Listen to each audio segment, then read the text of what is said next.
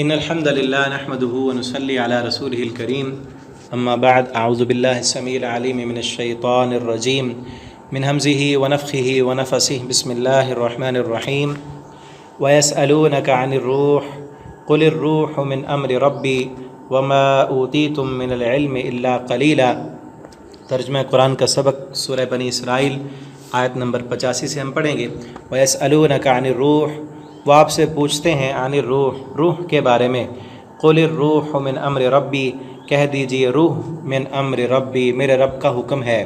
وَمَا أُوتِيتُم مِّنَ الْعِلْمِ إِلَّا قَلِيلًا، اور نہیں دیا گیا تمہیں علم میں سے الا قلیلا مگر تھوڑا سا۔ روح ایک ایسی لطیف چیز ہے جو کسی کو نظر نہیں آتی، لیکن ہر جاندار کی قوت و توانائی اسی روح کے ساتھ منحصر ہے۔ اس کی حقیقت و ماہیت کیا ہے یہ کوئی نہیں جانتا۔ یہودیوں نے نبی کریم صلی اللہ علیہ وسلم سے اس کے بارے میں پوچھا تھا، تو یہ آیت اللہ رب العالمین نے نازل فرمائی کہ آپ سے روح کے بارے میں سوال کرتے ہیں، ان سے کہہ دو روح میرے رب کا حکم ہے۔ اور آیت کا مطلب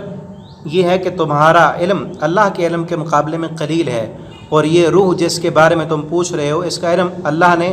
انبیاء سمیت کسی کو بھی نہیں دیا۔ بس اتنا سمجھو کہ میرے رب کا امر اور حکم ہے، یا میرے رب کی یہ شان ہے جس کی حقیقت کو صرف وہی جانتا ہے، تم اس کی حقیقت کو جان ہی نہیں سکتے کہ ایک چیز اسی کو دیکھ کر رب کو پہچان لو۔ ایک چیز جو نظر ہی نہیں آتی اسی پر ہر جاندار کی زندگی کا انحصار اللہ نے رکھ دیا ہے کہ وہ ہے تو زندگی ہے، وہ نہیں ہے تو زندگی ختم ہے۔ تو وہ بنانے والا کس قدر پاورفل ہوگا، یہ اللہ کی شان ہے۔ اور پھر اس نے نہیں بتایا تو تم لگاؤ اپنے زور۔ آج دیکھو نا، اس وقت اس دور میں سائنس کتنی ترقی کر چکی ہے، کتنی ایجادات ہو چکی ہیں، اور کہاں سے کہاں تک پہنچ گئے، لیکن یہ سائنس بھی ابھی تک اس روح کے بارے میں نہیں بتا سکی کہ یہ ہے کیا چیز، یا اس کو محفوظ بھی کیا جا سکتا ہے یا نہیں۔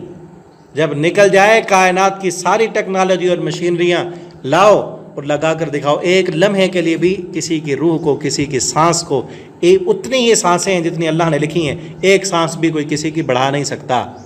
نہ کوئی کم کر سکتا ہے۔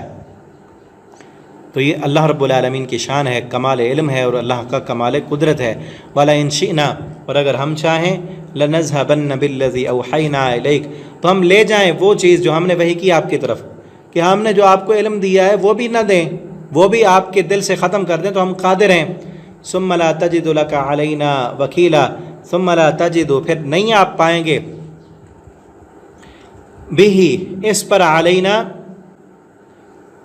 ہمارے خلاف، وکیلا، کوئی وکیل، یعنی قرآن اگر ہم لے جائیں تو تمہارے پاس کوئی ایسا بندہ نہیں جو ہمارے خلاف وکالت کر سکے۔ جو کچھ دیا ہے آپ کو اتنا ہی پتہ ہے، اور جو کچھ نہیں بتایا اس کا پتہ ہی نہیں۔ الا رحمۃ من ربک، مگر آپ کے رب کی رحمت سے، ان فضلہ کان علیک کبیرا، بے شک اس کا فضل آپ پر بہت بڑا ہے۔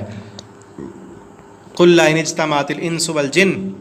آپ کہہ دیں ان اجتمعت الانس والجن، اگر جمع ہو جائیں تمام انسان اور جن،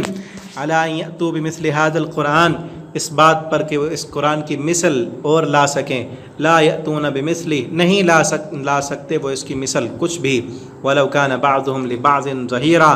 اگرچہ ان کا بعض کے لیے مدد کرنے والا بھی بن جائے، جن اور شیطان سارے کے سارے مل کر ایک دوسرے کی مدد کریں اور قرآن کے مثل ایک آیت بھی بنانا چاہیں، جتنی کوشش کر سکتے ہیں کر لیں، قرآن کی مثل نہیں لا سکتے۔ وَلَقَدْ صَرَّفْنَا، اور یقیناً ہم نے پھیر پھیر کر بیان کیا، فی هَذَا الْقُرْآنِ مِنْ كُلِّ مَثَل،